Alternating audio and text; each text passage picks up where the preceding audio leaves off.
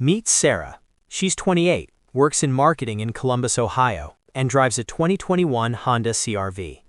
She financed it 2 years ago and her monthly payment is $412. Affordable, right? That's what she thought, until her financial advisor sat her down and showed her a spreadsheet.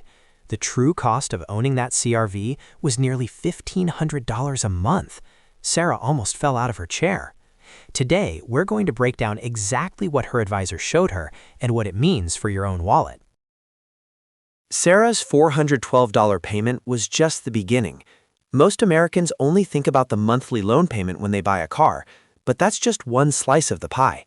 The real expenses include depreciation, the value your car loses over time, plus insurance, fuel, maintenance, registration fees, and even parking. According to AAA's annual Your Driving Costs study, the average American spends over $12,000 per year to own and operate a new vehicle. That breaks down to more than $1,000 a month, and for SUVs like Sarah's CR-V, it's even higher. Let's visualize this. This chart shows the average annual cost breakdown for a new midsize SUV, the category Sarah's CR-V falls into. Depreciation is the single biggest cost, eating up roughly $4,200 a year. That's money Sarah's car loses in value every single year, whether she drives it or not. Insurance comes in second at around $2,000 annually. Then fuel at about $1,800. Maintenance and tires, registration, and financing costs round out the rest. When Sarah saw this chart, she finally understood why her advisor was concerned. Here's the number that really stung Sarah. Her CR-V cost $32,000 new. In the first year alone, it lost roughly $6,400 in value. That's 20%. By year 5, it'll be worth less than half of what she paid. And here's the part that really hurts. She's paying interest on a loan for an asset that's shrinking in value every single month. That's the double hit of depreciation.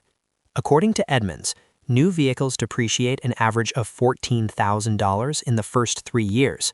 That's money that simply evaporates. It doesn't go to equity. It doesn't build wealth. This chart is what Sarah's advisor called the underwater moment. The blue line shows the market value of Sarah's CR-V declining over 5 years. The red line shows her loan balance declining as she makes payments. Notice how in the early years, the loan balance is actually higher than the car's value. That's being underwater on a loan. If Sarah had to sell in year 2, she'd owe more than the car is worth.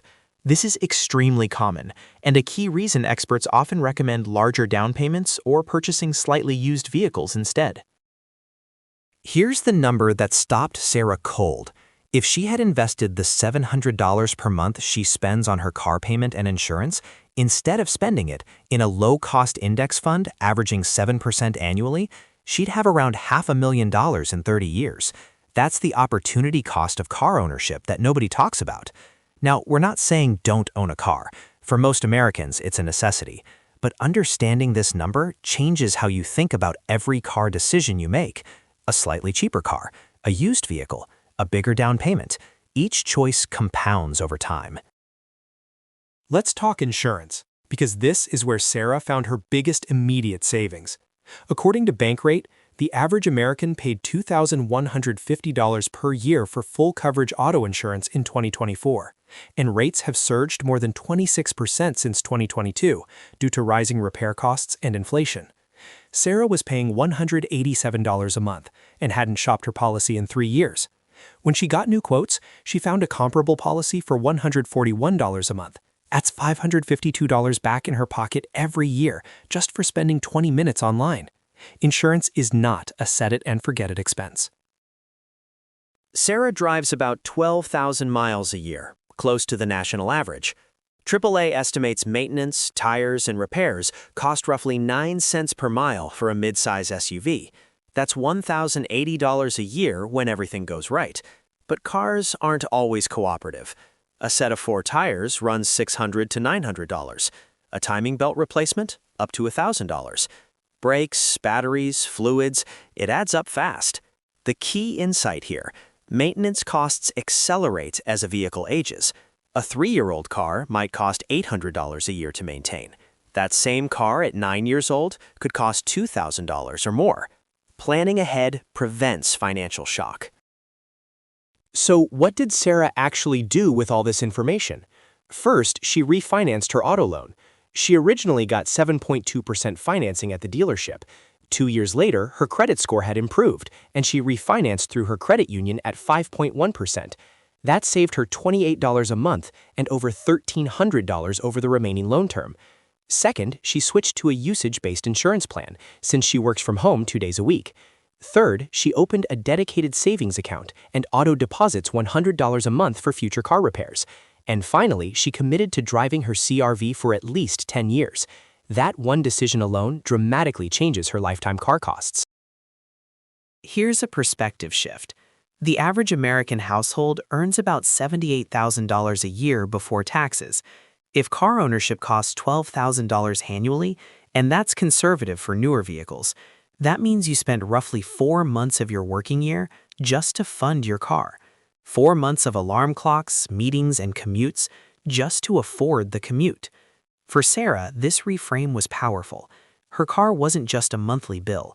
It was a major life expense that deserved serious strategic thinking, not just an impulse decision at a dealership. Sarah still drives her CR-V. She's not living car-free. That's not realistic for most Americans. But she now thinks about her vehicle as a major financial decision, not just a monthly payment. She refinanced, she shops her insurance annually, she saves for maintenance, and she plans to drive that car well past 100,000 miles. The result? She's redirecting over $300 a month toward her Roth IRA. That's the real win. Your car is a tool, a necessary one for most of us, but knowing its true cost puts you in control. And control is where wealth begins. This video is for educational purposes only. Speak with a licensed financial advisor about your personal situation. Everything in this video is for educational purposes only and does not constitute financial advice. Costs and statistics referenced are based on industry sources, including AAA, Bankrate, and Edmunds as of 2025.